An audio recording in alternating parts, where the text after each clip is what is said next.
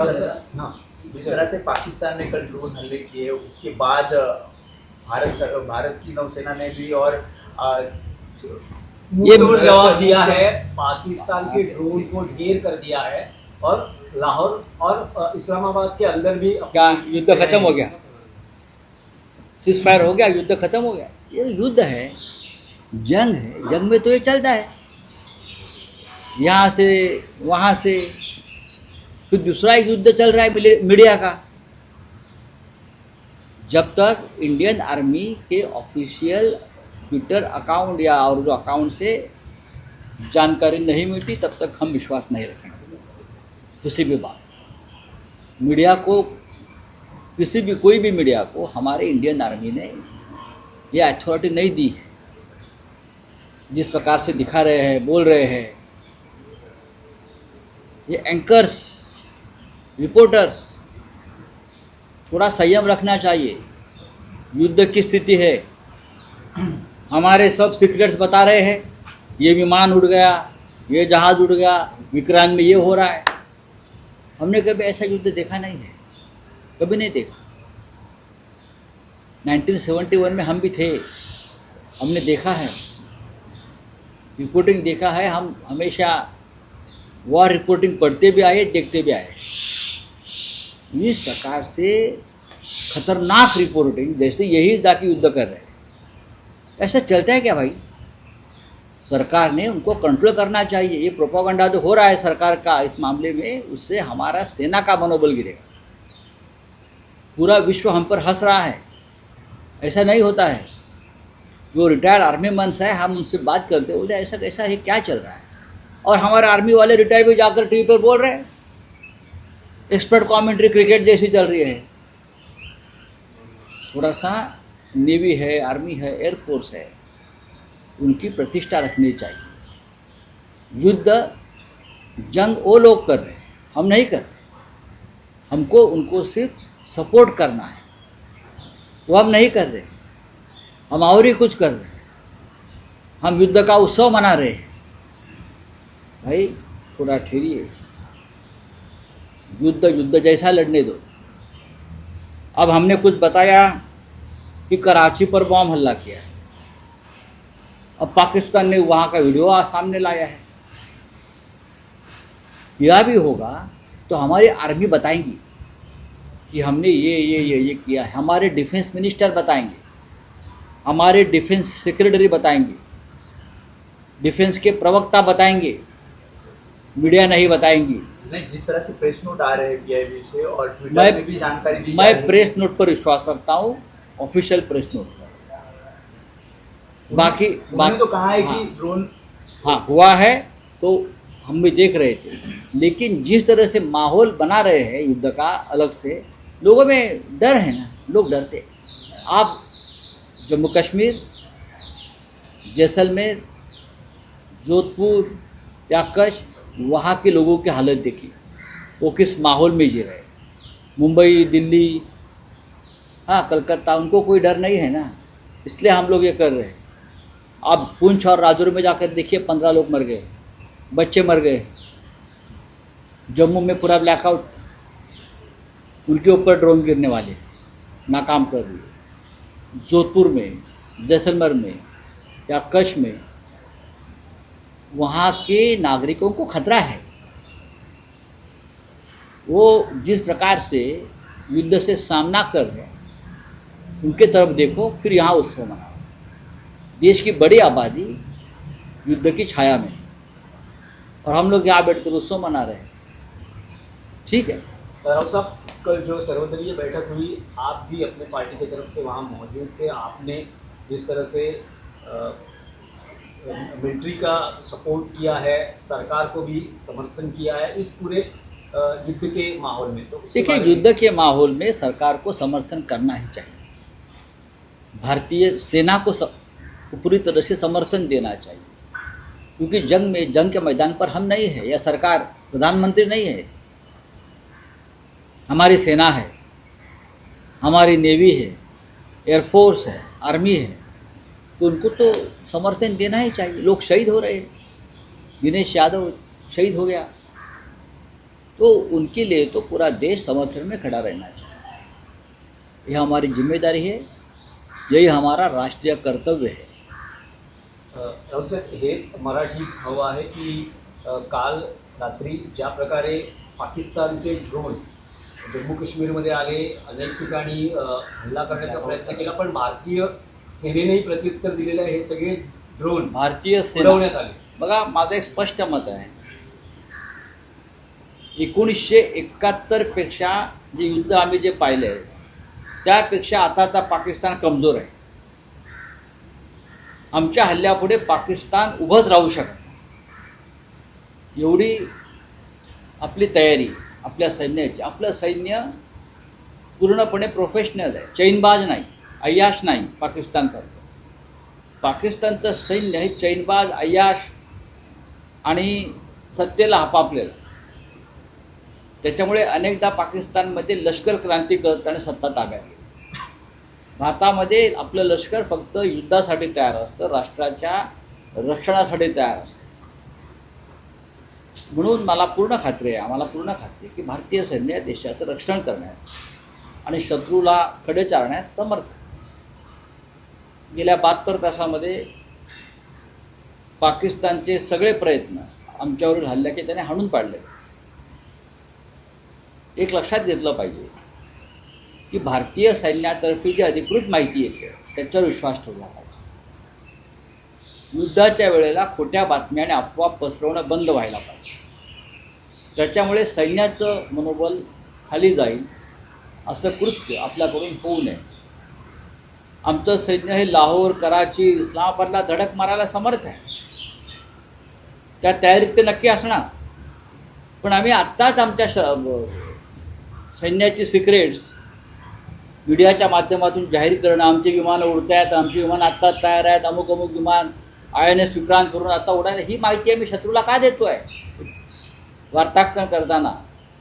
हे टाळायला पाहिजे। हा संयम युद्धाच्या वेळेला जनतेनं आणि मीडियानं पाळावा अशी आमची अपेक्षा सगळ्यांचीच आहे।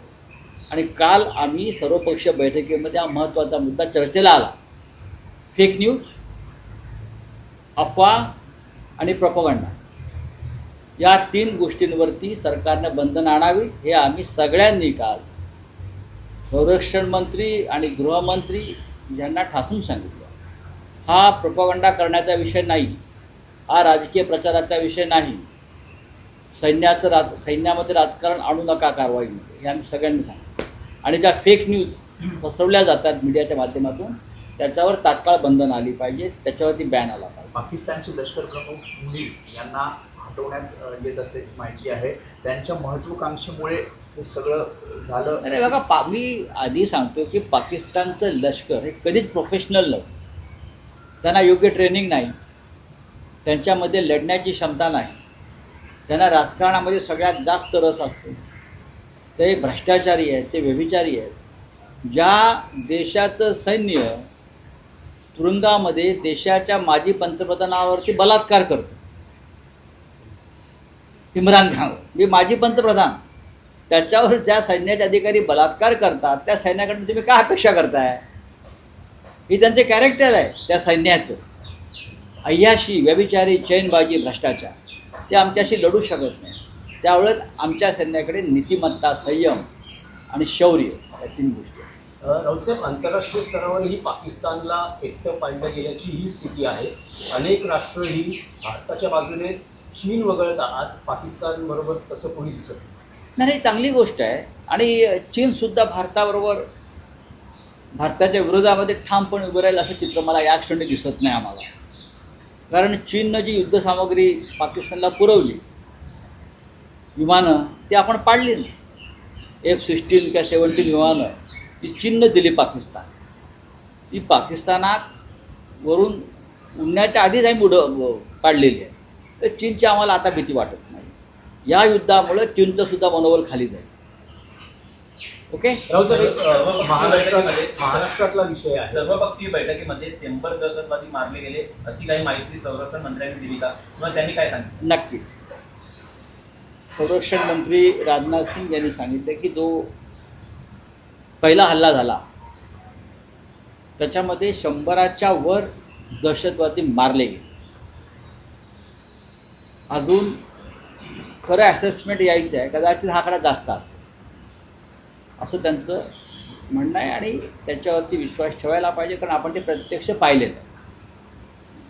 100च्या वर अतिरेकी मारले गेल्याची माहिती देशाच्या संरक्षण मंत्र्यांनी दिलेली आहे आणि जर राजनाथ सिंग सांगतात तर त्याच्यावरती विश्वास ठेवला पाहिजे. दुसरं कोणी सांगितलं असतं तर आम्ही विश्वास ठेवला नसता. साहेब, महाराष्ट्रातला विषय आहे. शरद पवार यांनी काल ऑफ रेकॉर्ड गप्पांमध्ये असं म्हटलंय की भविष्यात 2 राष्ट्रवादी काँग्रेस एकत्र आल्या तर आश्चर्य वाटायला नको. सध्या मी कुठल्याही निर्णय प्रक्रियेत नसतो. हा जो निर्णय आहे तो मी माझ्या पक्षाच्या युवा पिढीवर नव्या सोपवलाय. पिढीने विचार केला पाहिजे, पुढाकार घ्यावा असं एकत्र यायचं की विदेश जाण्याचा निर्णय सुप्रिया सुळेंनी घ्यावा असं त्यांचं म्हणणं होतं. सुप्रिया सुळे काल माझ्याबरोबर होत्या दिल्लीत आणि आम्ही या विषयावर चर्चा केली. त्यांच्या बोलण्यातून मला असं काही जाणवलं नाही की ते अशा प्रकारचा काही निर्णय घेण्याच्या मनस्थितीमध्ये आहेत. दुसरं असं की माननीय पवारसाहेब हे ऑफ द रेकॉर्ड बोललेले आहेत. ते जेव्हा ऑन द रेकॉर्ड बोलतील तेव्हा आम्ही ऑन द रेकॉर्ड बोलू. ऑफ द रेकॉर्ड आमच्याकडे खूप माहिती आहे आणि ती माझ्याकडेच असायला पाहिजे, ही तुम्हाला माहिती आहे. पण जेव्हा ते प्रत्यक्ष त्या दिशेनं, आता युद्ध सुरू आहे, युद्ध काळामध्ये अशा चर्चा फार रंगवू नये, कारण ही लहान युद्ध आहेत आपल्या घरातली, महाविकास आघाडीतली. त्याच्यावरती आता मी चर्चा करणार नाही, कोणी करणार. युद्धाचा निचरा झाला की आम्ही यात युद्धाकडे वळू. नाही, पण राऊसाहेब तुम्ही म्हणाल की ते ऑफ रेकॉर्ड म्हणाले, त्यामुळे आम्ही त्यावर फार हे करत नाही. पण ऑन रेकॉर्ड काल त्यांचं असंही एक स्टेटमेंट होतं की त्यांच्या पक्षात 2 मतप्रवाह आहेत, त्यातला एक गट असं म्हणतोय की आपण अजित पवारांबरोबर जाऊ. हे सर्वच पक्षात होईल. आता आमच्या पक्षामध्ये सुद्धा एक गट असा होता त्यावेळेला की ते वारंवार म्हणत होते की आमच्यावरती ईडीच्या धाडी पडतील, आम्हाला अटक केली जाईल, आपण भाजपबरोबर जाऊ. हा एक गट होताच ना की आमच्या कुटुंबाला त्रास होतोय, आम्हाला तुरुंगात जावं लागेल, आमच्या प्रॉपर्ट्या जप्त होतील, आमची संपत्ती जप्त होईल, हे वय का आमच्या तुरुंगात जायचं नाही, तेव्हा आपण भाजपबरोबर हात मिळवणी करावी. असा एक गट आमच्याकडे होता आणि तो गेला. तो थांबला का? तो गेला.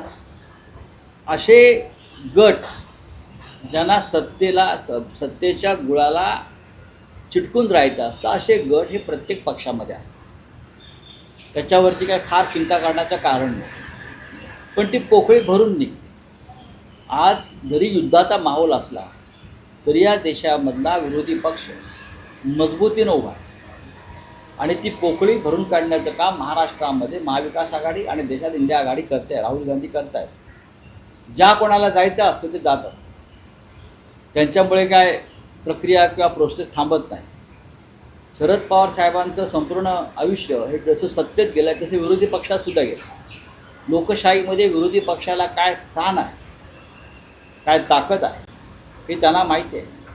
गेले 10 वर्ष शरद पवार विरोधी पक्षामध्ये आहे, तरी त्यांचा जो मान सन्मान इथे आहे तो महत्त्वाचा आहे.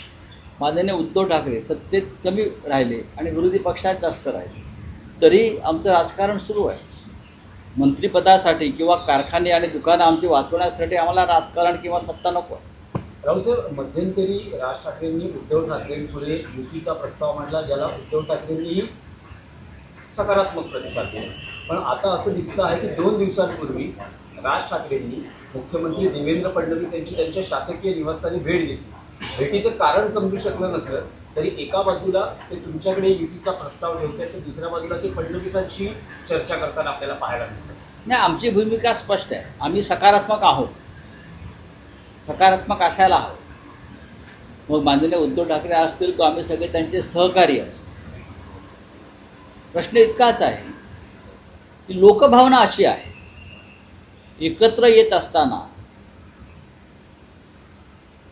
आम्ही किंवा तुम्ही यांनी महाराष्ट्राच्या शत्रूशी संबंध ठेवू नये, छुपी हात मिळवणी करू नये आणि मराठी माणसाच्या पाठीत खंजीर खुपसणाऱ्यांना मदत करू नये, सहकार्य करू नये, ही आमची एक भूमिका आहे आणि एक लोकभावना.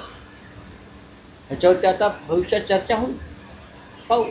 पण राज ठाकरेंनी देवेंद्र फडणवीसांशी आपला असलेला स्नेह किंवा जी काही राजकीय चर्चा असावी ती सुरू ठेवलेली आहे. एका नाही, बाजूला ते ते तुम्हाला बघा, राज्याचे मुख्यमंत्री आहेत ते, आम्ही तर भेटत नाही त्यांना. अरे तसं आदित्य ठाकरेही भेटतात, ते विरोधी पक्षाचे नेते आहेत,